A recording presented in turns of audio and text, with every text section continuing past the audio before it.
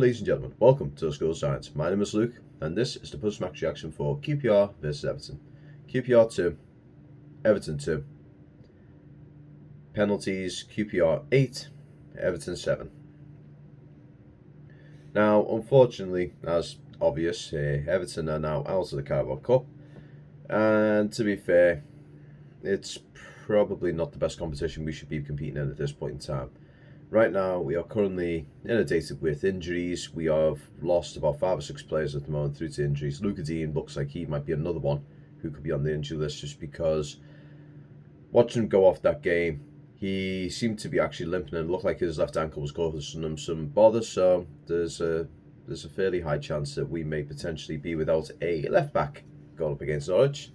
So it looks like Rafa may have to resort to a back three, with possibly Andros Townsend and Damari Gray playing as wing backs.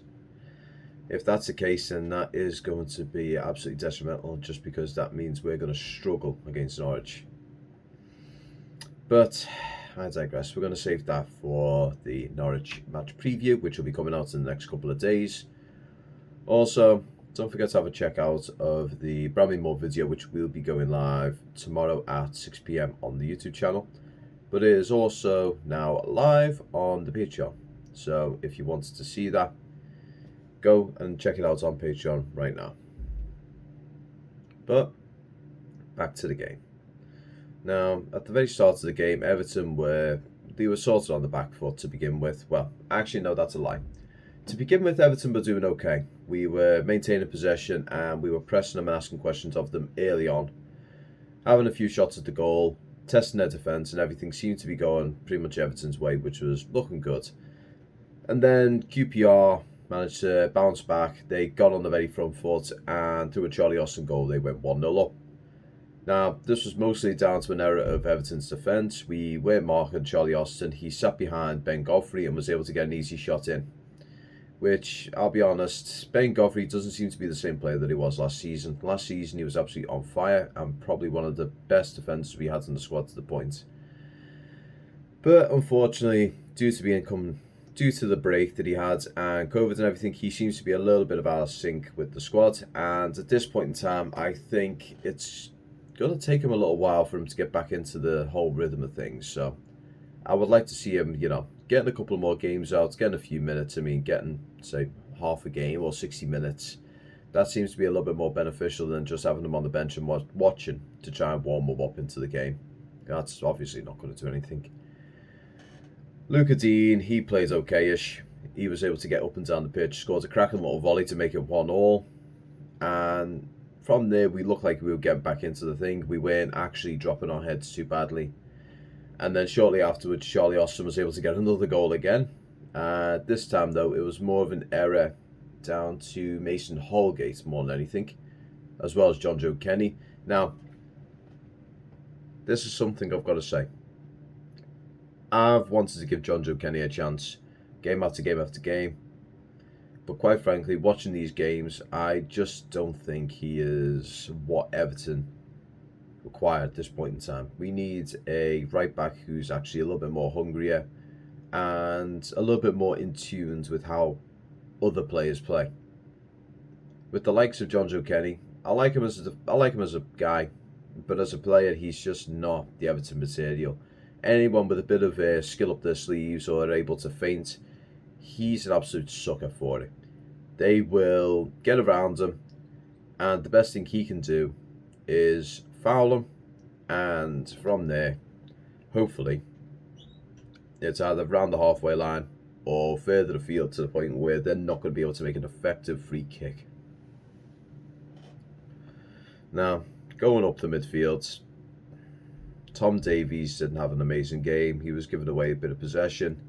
He had a good few moments, but as a whole, just not great. Andros Townsend scored a cracker close range one straight after in the second half, getting us up to 2-2. As a whole, he did alright. Andre Gomez was another one. Wasn't doing too great. Was able to get a few passes here and there, and the shots that he did have went fairly high, wide and handsome. Solomon Rondon, at the moment you can tell it's still really early days for him. He's just not in the whole situation of being able to play at this level as of yet. He's been playing in the Chinese Super League, and he has let his foot off the paddle so severely that you can see that he's actually getting exhausted playing in these games right now, even against championship quality teams. But as a whole, the team wasn't great, but they weren't terrible. That's all I'm going to say. When it goes down to penalties, it's a complete and utter flip of a coin. I mean, I'm honest to God, you might as well just get a coin and just at the end of the game, 2-2, you should just flick it and go, okay, Everton ahead, QPR tails. So, QPR win. That's essentially all they should do.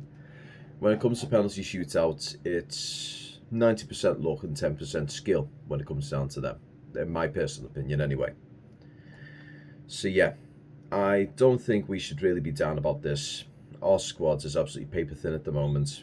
Any injuries, and it does affect us quite severely. So I think the less we're in these cup competitions for the time being, the better. If we're able to focus on the league, get ourselves as high as possible in the Premier League, and maybe when the FA Cup comes around, when we've got a fully fit squad, that's when we can go back at it. Hopefully we'll be able to get the likes of Ellis Sims, Jared Branthwaite, Anthony Gordon, Lewis Dobbin, and some of the other lads who are in the youngster squad. Get them up into the squad, get them all trained up, and get them ready for the likes of the cup competitions. But we need to try and find ourselves a decent young keeper who can actually, give Jordan Pickford a little bit of a run. Because at this point in time, as good as Asmir Begovic is, his age is the thing that's actually letting him down at the moment. When it came to the penalty shootouts, he got absolutely nowhere near any of the penalties that were kicked at him, which is a bit of a worrying sign when it comes to penalty shootouts, just because with being like the likes of Pickford, he would have got at least a palm on 1 or 2 of those free kicks. With some of them being such slow pace, he would have had enough time to have actually adjusted himself and moved accordingly. But in any case, that's the end of that for the Carabao Cup. Let's focus on the league, and when the FA Cup starts coming around, let's get our heads onto that one as well. But in any case, guys, I'd like to thank you all very much for watching. If you liked the video, please hit the like button down below. Just shows me that you like what you see and you want to see more of it. Also, if you want to suggest anything in terms of maybe a new type of video, a new camera angle.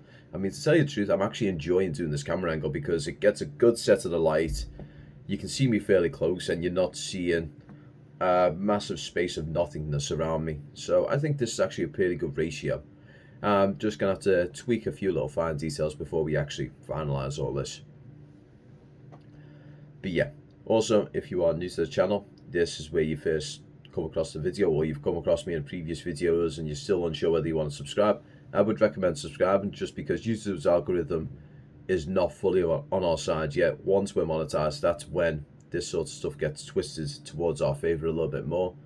So being subscribed will be very beneficial for you. Also, hitting the bell is even more beneficial as well, just because where we are right now, notifications aren't going out 100% if you just subscribed. So being on that notification team, that just means you will get the notification to say, hey, yeah, he's put a little video out there, go have a little look at it, see what you think, within like the 5 or 10 minutes of the video going live. Also, I'm going to say a huge thank you to CT Baz and Mel for being ongoing Patreon members. If you want to be like CT Baz and Mel and get yourself over here, as well as get access to videos 24 hours earlier, why not go over to the Patreon? Now, just as a heads up, the Patreon is in 2 tiers at the point. You got one, which is the £1 tier, which is the cup of coffee tier. That is essentially just you getting £1 and going, hey, mate, have a coffee on me, doing good stuff, like it. And the other one is the School Science Superfan.